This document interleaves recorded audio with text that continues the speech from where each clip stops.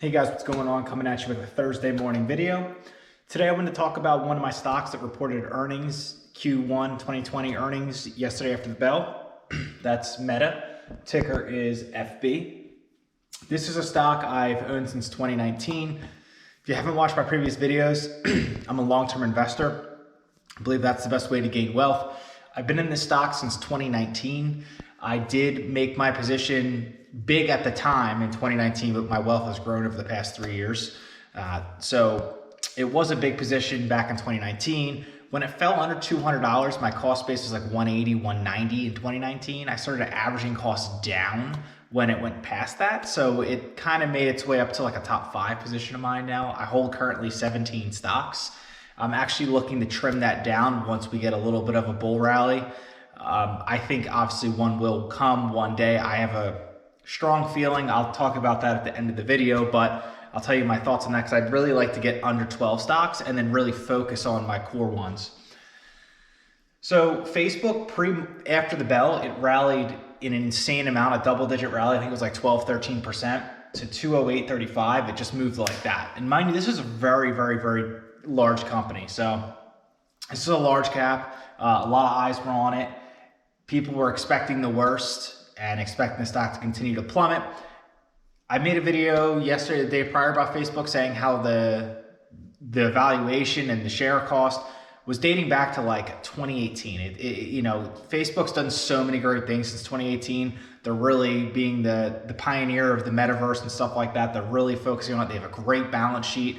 If the Fed jacks up interest rates or we go into a recession or something like that, these guys will make it through no problem. So it was kind of like disrespected, sold off, and that's why I've been buying it recently.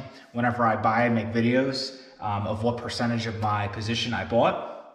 My cost base right now is 195.84. So a little backstory to that, when it went around like 215, 200, when it fell off those highs of like 350, 300, I actually did average cost up a little bit because I just thought the deal was so good. So I actually drove my cost base up off my 2019 position and then started driving it down once it passed that. So yesterday, before earnings, it was floating around 173, 175.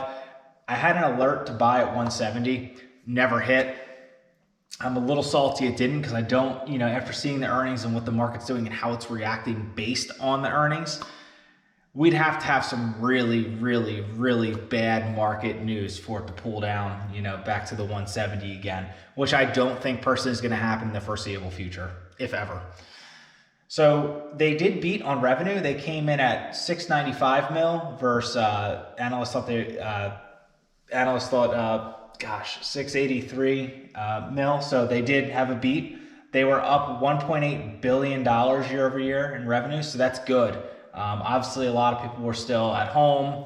Last year, it was a stay-at-home play. A lot of advertising was going on, and people were on Facebook because they were working from home. And so basically what I'm saying is that's good that they're still growing year over year. However, ads revenue, because people are scared of recessions, people are scared of margins, and people are kind of pulling back their balance sheets to be able to run a little bit more of a tighter ship. The advertising on Facebook that came in at 27.9 bill when they were expecting 28.3 bill. So that means they're just not getting as much advertised revenue on their platform as they anticipated. To me, it's kind of expected. I think they're going to have, this is going to be a problem for a while until we get over, the Fed, U-turning on maybe rate hiking in the future, or we see more normalcy and less fear in the market. So I think this is going to be a continued trend, which is crazy because the stock rallied so much after hours. You would have thought they smashed earnings, they destroyed everything, and they had the best earnings report ever. So they also did basically say they're going to have slow growth, and this was the slowest growth percentage-wise they've had ever. So this is bad. This is bad. There was a lot of bad in this report.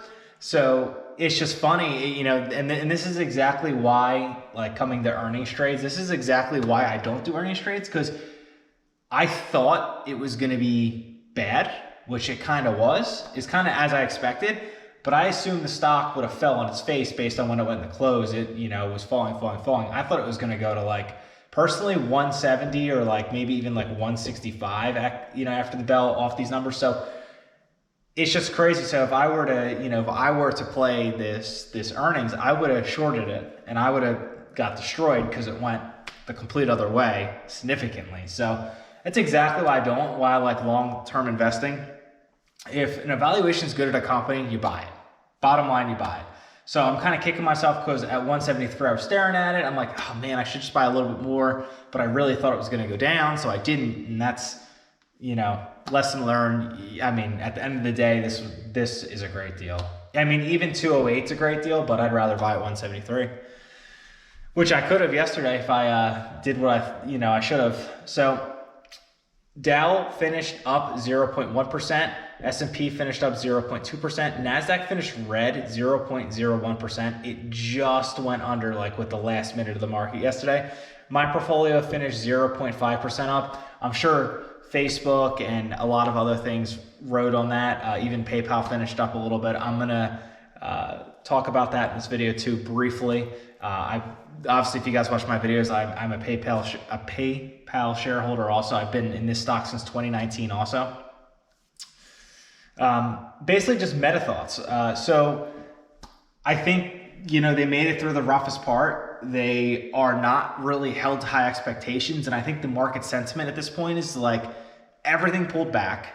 And at this point, just the littlest bit of good news is going to make a rally in some of these stocks that have great balance sheets like Facebook. So that's kind of where I'm at with the market right now, unless the Fed does like some crazy rate hike or something crazy happens with the war or something crazy happens in China where they stay locked down for like 2 years or something like that. Binding any of those crazy situations that are very unlikely, I think we're at the point now where we're at peak inflation. I think people are talking about it, but I think our peak inflation was last CPI report.